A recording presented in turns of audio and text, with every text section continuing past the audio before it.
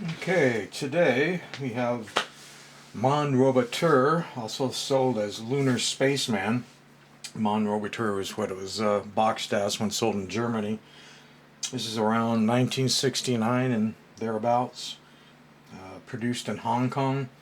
It's an all plastic robot. So let's start off with the functions, and we'll talk about the repair work.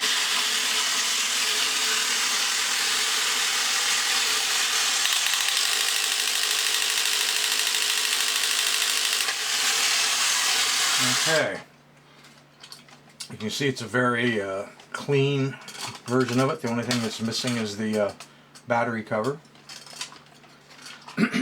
But when it arrived, it had a lot of problems, and again, the easiest way to do this is with a show and tell. So let's aim at the old computer screen here. There we go. And here it is with the front cover removed. I had to get inside. It had a lot of different problems. Namely, when you put batteries in, it didn't run and didn't light. But also, this door is broken off. There are small plastic pins in the bottom and the top that form the hinge. And even if I made a new plastic pin and glued it in, it wouldn't last. So I was going to have to replace that with a metal axle of some sort. So we'll get into that. And we'll talk about why it didn't run. So let's see. I think if we just go through the pictures, I'll hopefully remember all the things I wanted to tell you about.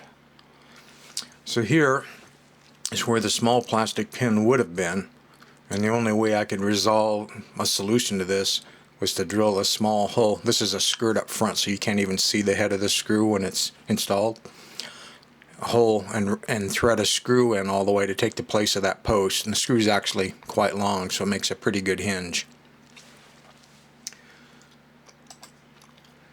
And this is just showing the doors open. This is the one that just got repaired.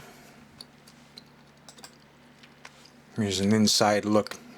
Earlier we were looking at the screw head here. The screw comes up through here. These are the return springs that close the doors.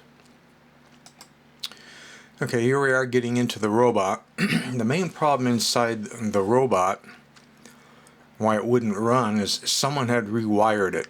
And obviously they didn't know what the hell they were doing.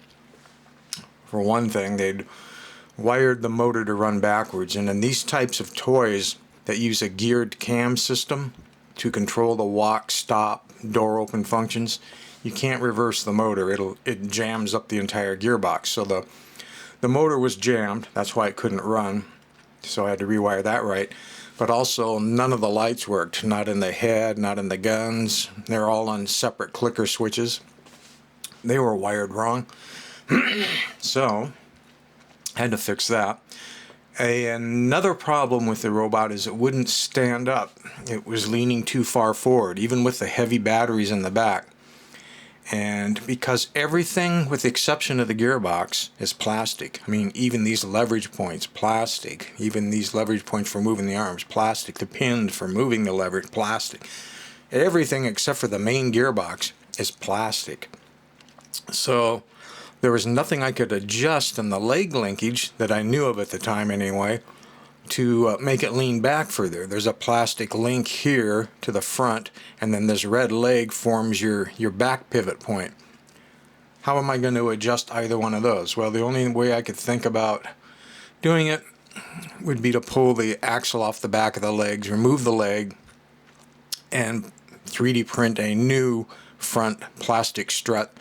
And my first guess was, well, I'll just make one that's 2 millimeters longer. This is kind of a blurry picture, unfortunately, but it's simply showing one side of, this is the leg. This is a thin plastic piece that makes the leg move back and forth when this crank turns. And here's the arm. It's all plastic, all these pins. I'm just surprised this thing isn't broken from 1969, but it wasn't. Here's a little bit better picture in that it's not blurry, and it's showing the side that I've already removed the leg from. This is the leg crank that moves the leg. This axle in the back is what holds the legs in. So here's the a new front strut. There's the one that came in it. This one is, even though it looks larger because it's closer to the camera, it's only 2 millimeters longer. And before I even put it in, and I was taking everything apart in order to get this strut out, up inside the bottom of the feet, up in here, and you're kind of seeing a little bit of it here, is where this is pinned in. And it's pinned in with this soft aluminum pin. And I'd noticed in both feet I could see that the pin was kind of horseshoed, but I couldn't imagine any way that a kid could have broke it. I mean, kids like to take these robots and stomp them and walk them when they don't have batteries, but I figured if someone had done that, all the plastic would have been all smashed. None of the plastic was smashed. But anyway, in order to get the pin out, you have to carefully pull a little, straighten a little, pull a little, straighten a little, because you don't want to break the plastic that the pin's running in. It's just barely running through little thin channels, even up in here. And I decided before I'd even put in the ones that I'd already 3D printed, I would put these back in with the pin straightened and see how things would go. So I guess that was the beginning pictures for the whole assembly. And that was what I did. I put the original ones back in with those aluminum pins straightened, and the robot stands just fine and works again. So in fact, those pins, which like I say are up inside the feet, up in this cavity up in here, were bent, and they were probably only bent about 1.5 millimeters, but that was enough to make the robot lean forward and fall over. And now, as you can see, it works just fine. I think that's the highlights to the whole thing. So you've seen inside, you've seen the repair. The cover is held on with 4 screws, and again, whoever had worked on it before had replaced those with some bigger screws that kind of get jammed in the channels, but it's holding it together. The box is in excellent shape, as you can see. There's the side for the rest of the world. The Mond Roboter, again, as I understand it, was just the German release. And there's your 2 1.5 batteries.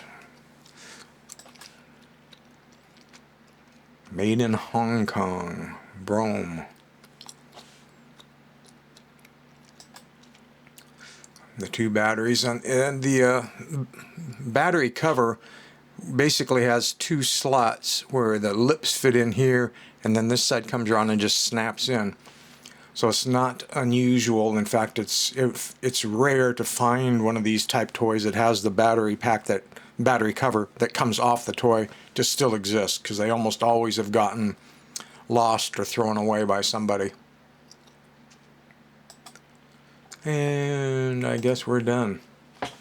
That's it for today.